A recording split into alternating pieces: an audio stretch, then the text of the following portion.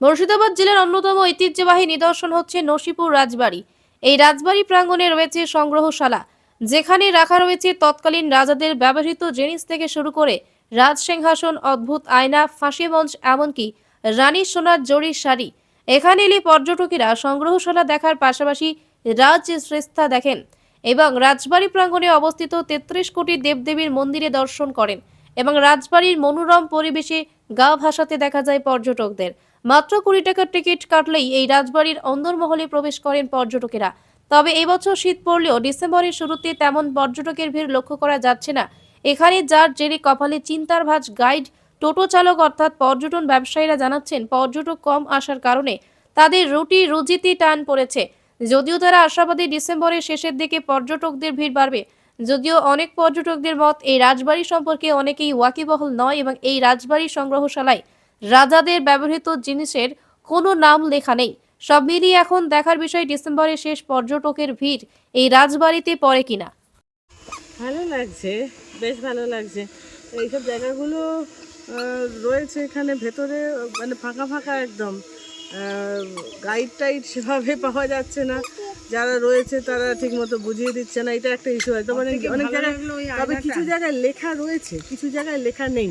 আর যদি লেখা থাকে আমার মনে হয় কোনো গাইডেরই প্রয়োজন হয় না।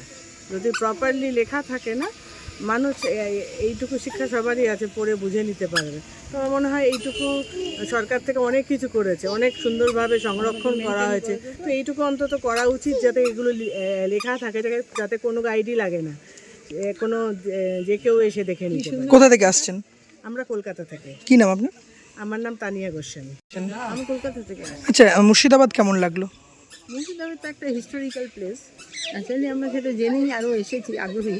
আর বিভিন্ন জায়গা দেখে অনুভূতিতে বুঝতে পারছি সেই সময়টা কীরকম ছিল, বোঝার চেষ্টা করছি। গাইড সেভাবে নেই, আর একটু যদি এরকম লেখাটাকে ডেসক্রিপশন যেখানে যেখানে পাচ্ছি তাতে আমাদের খুব হেল্প করছে। এবং এখানে একটা সুন্দর দেখলাম আয়না, যাতে নিজের মুখ দেখা যায় না, পাশাপাশি যারা আছে তাদের মুখ দেখা যায়, নিজের মুখ দেখা যায় না। অদ্ভুত আয়না দেখলাম এখানে।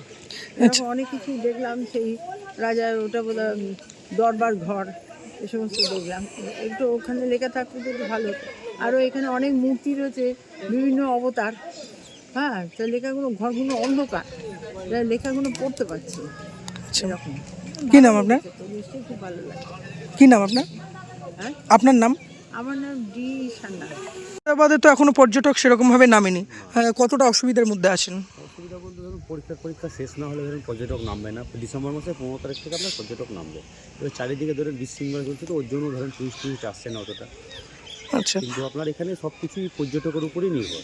দোকান পাশার, হোটেল, আমাদের টোটো, যত কিছু আছে সব কিছু পর্যটকের উপর নির্ভর। কিন্তু নামবে আপনার ডিসেম্বর মাসের 15 তারিখের পর থেকে টুরিস্ট নামবে। বিভিন্ন জায়গায় দেখা যাচ্ছে যে মুর্শিদাবাদ শহরের মধ্যে বাইরের টোটোও ঢুকে যাচ্ছে, তার জন্য কতটা অসুবিধা?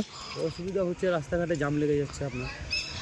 আপনারা যারা লোকাল টোটো তাদের একটু অসুবিধা হচ্ছে, ভাড়া কমে যাচ্ছে, কম ভাড়ায় নিয়ে যাচ্ছে, আমাদের ভাড়াটা আগের মতো আর নেই। এটাই। আচ্ছা, কি চাইছেন এখন?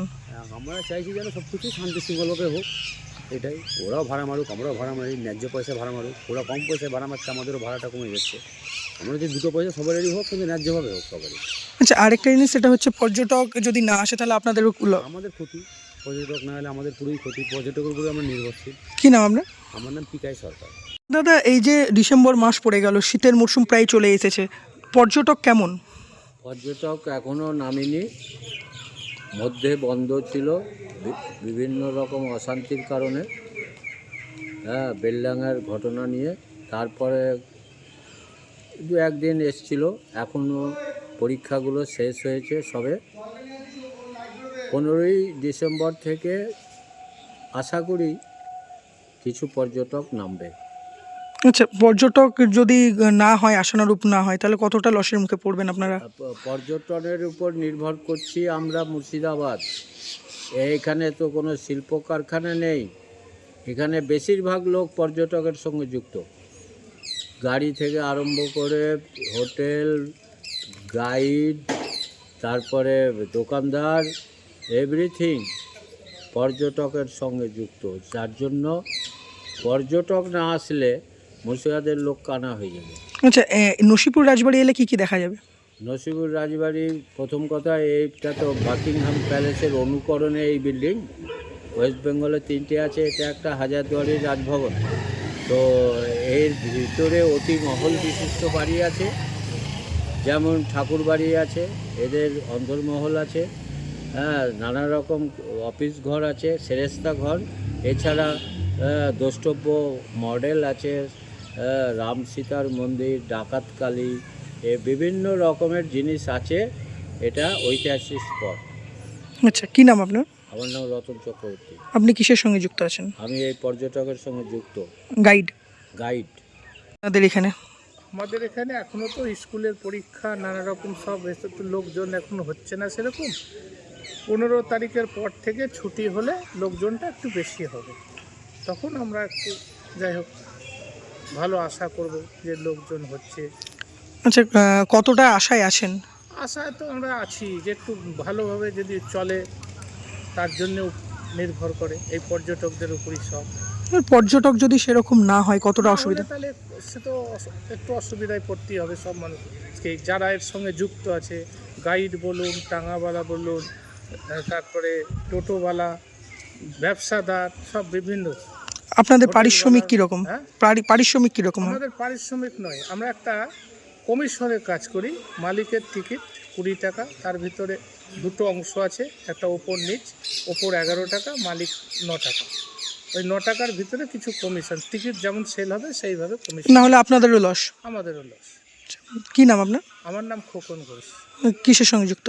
এই গাইডের সঙ্গে যুক্ত, রাজবাড়ির গাইডের সঙ্গে যুক্ত।